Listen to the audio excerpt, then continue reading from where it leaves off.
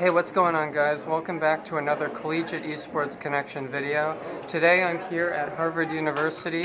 I had the pleasure to speak with a player, esports athlete here at the Harvard College E-Sports Association to bring you guys an in-depth analysis on how to use D.Va in Overwatch. So let's get right into it, shall we?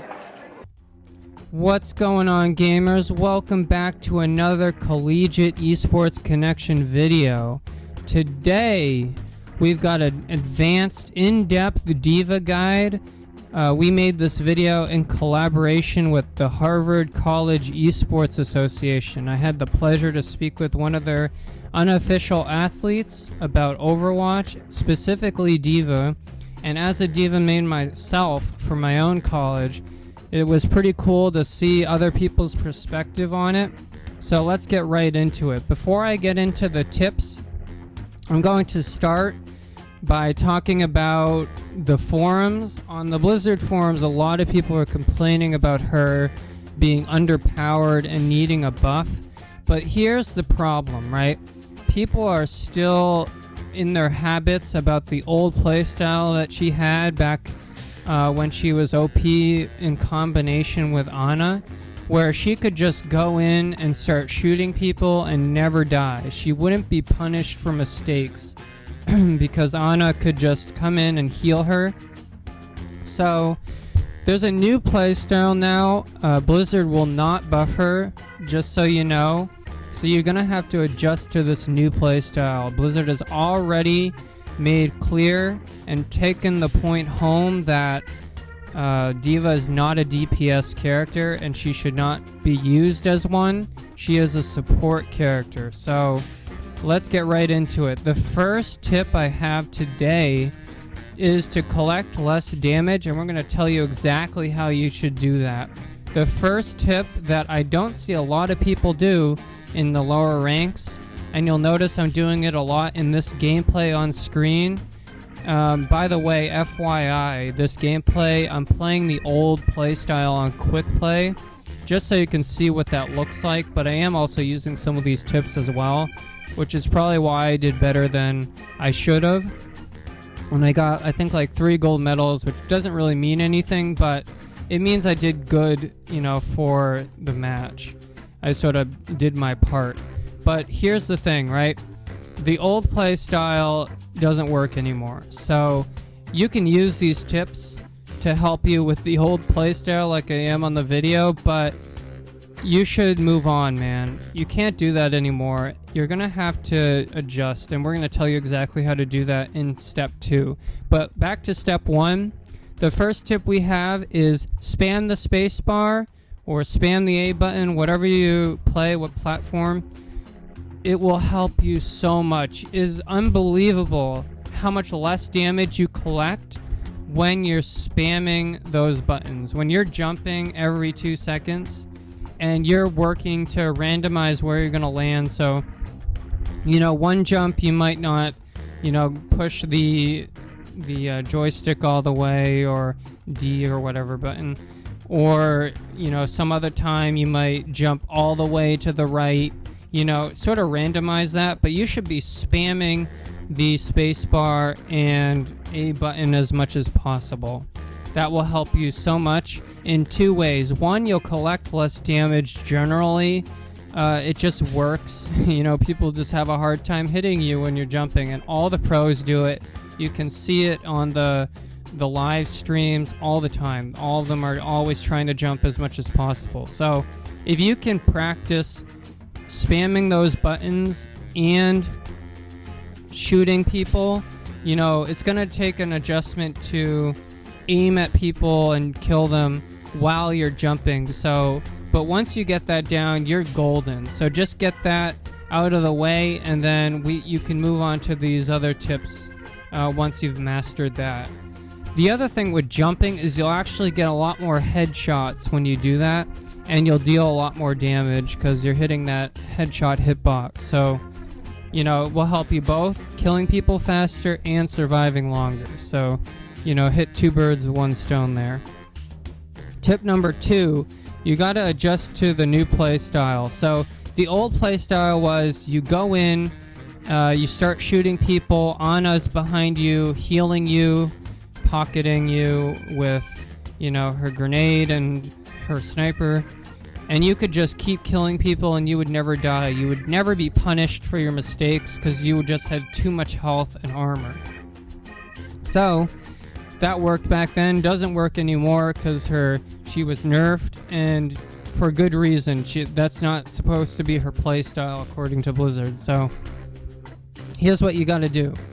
Instead of, bunny hopping into a situation with 3 or more people, you want to find people like McCree or other squishies that are by themselves, not with the rest of the team, and you want to focus them. So you use your bunny hop, get real close to them, real personal, and start shooting them in the head. You're spamming that space bar.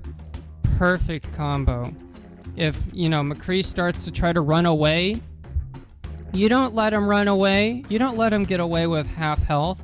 What you do is you use the bunny hop again, and you start shooting him some more. Alright, this is the third tip. Do not focus more than one person at a time. You should pick one person, kill them, and then move on to the next person. There are a few situations where there are exceptions, but that you'll have to get used to as you play D.Va more. You'll sort of figure that out later, but for right now, just try to focus one person at a time, because once you start, moving to different people because another person ran away or got healed or whatever, you're not going to be killing anybody. You're just going to be doing trash damage at that point. So only focus one person at a time and get really close and engage people that are by themselves, not in a group of other teammates. So, step 3, defense matrix. Mastering that isn't as easy as you'd think. A lot of people in the lower ranks, what they do is they use it to randomly protect themselves from damage that may or may not be significant, but that doesn't matter. They just use it to block damage, and that's not what you should be doing with her defense matrix. Let's say you got a Pharah on the other team and she's really starting to piss you off and your other teammates. What you got to do is you got a soldier on your team. You block the Pharah with your defense matrix and you tell that soldier to get in there and shoot the Pharah in the head, right? The Pharah can't do anything to your teammate because you're rendering her useless with your defense matrix. So important, and that's mainly this is why she's a support, because you use her defense matrix to protect your teammates who are then going to go in and get the kill, right? That's what she's used for. That's pretty straightforward now. Just what I do is just communicate with a microphone or whatever you have with your team and protect them from annoying enemies that are getting in the way so that they can go in and kill them. You shouldn't be trying to do it yourself, which is what you used to be able to do. That's not how you play D.Va anymore. Now you gotta use her to protect your teammates excuse me, so that you could go in and get the kill. Step number 4, the bunny hop. So this is just like every other ability. Use it when you got it, right? You should not be wasting it and just leaving it in your inventory. It's already cooled down. You should be using it. There's no reason not to. Here's a really important use for bunny hop. When you're doing that 1v1 with the McCree, he tries to run away, what you do is you bunny hop closer. So that's what it's for. You're gonna catch up to that McCree with half health, and you're gonna wipe that out. Does that make sense? So bunny hop should be used every time you got it. I mean, there's no reason not to use it. If you're gonna save it for a couple seconds so that you can catch up to the McCree when he gets away, that's fine, you know, that's smart, but you shouldn't be wasting it. But don't use it to get into, you know, a group of 3 enemies so that you can get killed, right? And finally, tip number 5 is to master the maps. On maps with choke points, like Temple of Anubis, I noticed there are a lot of people making mistakes in the lower ranks, in bronze and silver, where when they're using D.Va, they're firing trash damage through the choke point, and that's not what you want to be doing because that's a big mistake. So here's what you want to do in those situations. Step 1, communicating with your team is so important. And that sounds like, I mean, you've heard it so many times on other channels probably, but really it cannot be said enough how important it is to communicate. And your other teammates may not want to communicate or use their microphone, but in this situation that's not entirely necessary.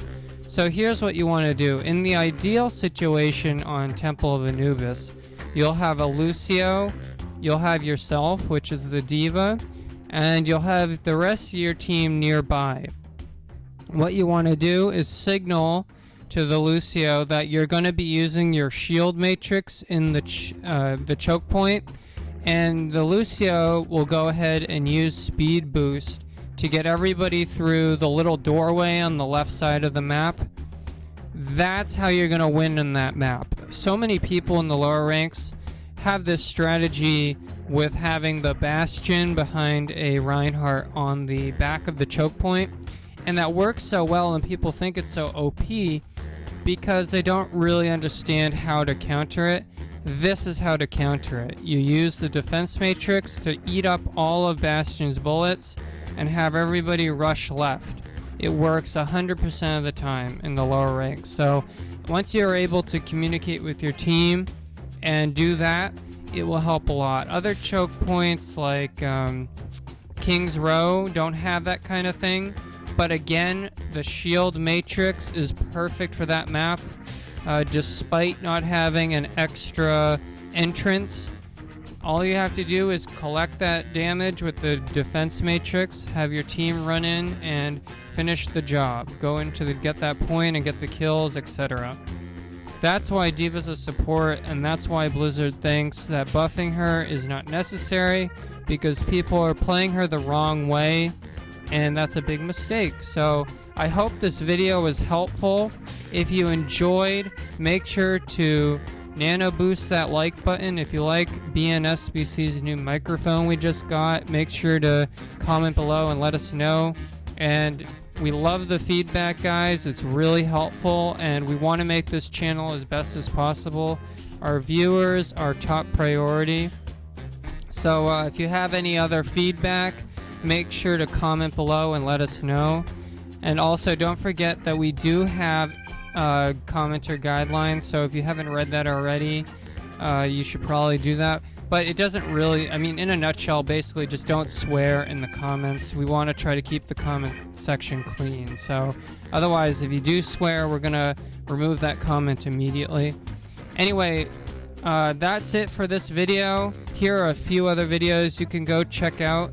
And if you want to see your own video on our channel, and we have, you know, we've been communicating with other collegiate esports athletes around Boston, we can do that for your own gameplay. So make sure to check out this video talking about how to submit your gameplay for us to analyze. Anyway, have a great weekend, guys, and I hope to see you in the next video. Peace.